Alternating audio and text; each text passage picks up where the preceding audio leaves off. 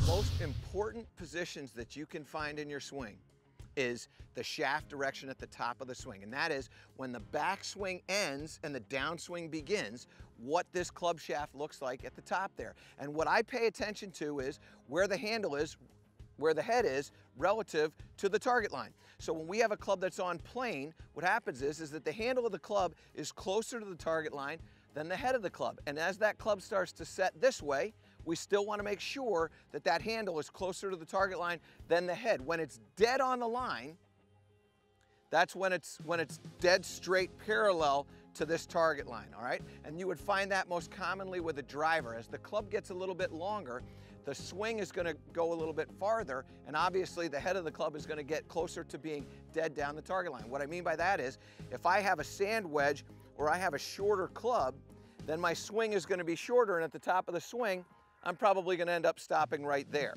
As I get a driver in my hand and I'm a little bit farther from the ball and I'm a little bit taller, now all of a sudden the range of motion that I have is going to be a little bit greater, and now we see the head of the club, the shaft of the club, more down the line or parallel to the target line. So what we pay attention to at the top of the swing is the direction that the shaft is pointing in, and we want to make sure that it's never pointing to the closed side of the target. It's never where the head of the club is closer to the target line than the handle.